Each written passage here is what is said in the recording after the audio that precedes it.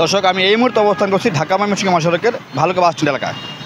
আমি সকাল থেকে এখানে অবস্থান করছি। গত 9 দিনের ছুটি শেষে মানুষ এখন কর্মস্থলে ফিরছে। কর্মস্থলে ফিরতে গিয়ে মানুষ আগের মতো ভোগান্তির শিকার হচ্ছে না বলে জানিয়েছে। দেখা যাচ্ছে মহাসড়কে সেনাবাহিনী, থানা পুলিশ এবং হাইওয়ে পুলিশ কাজ করছে, সেই সাথে স্বেচ্ছাসেবীরাও কাজ করছে। আমরা ড্রাইভার এবং যাত্রীদের সাথে কথা বলেছি।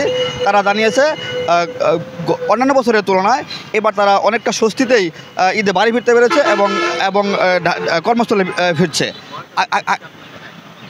আমি আপনাদেরকে মহাসড়কের বর্তমান অবস্থা দেখানোর চেষ্টা করছি। দেখেন, রাস্তা কিন্তু ফাঁকা অনেকটাই, রাস্তায় কোনো যানজট নেই। মানুষ আছে, মানুষের চাপ বেড়েছে, সেই সাথে যানবাহনের চাপ আগের তুলনায় বেশি।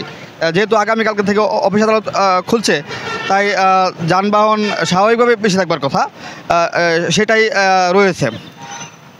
আপনারা দেখতে পাচ্ছেন ভালুকা ময়মনসিংহ ঢাকা ময়মনসিংহ মহাসড়কে এই অঞ্চলে ভালুকা বাস স্ট্যান্ড এলাকায় কোনো যানজট আজ এখনও তৈরি হয়নি এবং গত কয়েকদিনেও ব্যাপক কোনো যানজট লক্ষ্য করা যায়নি। আর আমি যাত্রীদের সাথে কথা বলেছি, তারা বলেছে যথেষ্ট স্বাচ্ছন্দ্যে তারা কর্মস্থলে ফিরতে পারছে। আপনারা দেখতে পাচ্ছেন বাসের ভাড়া বেশি থাকায় মানুষ বিভিন্নভাবে ঢাকায় ফিরছে বিকল্প বাহনে।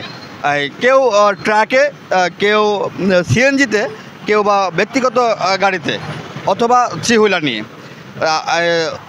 দর্শক, এই ছিল আমার কাছে বর্তমান অবস্থা।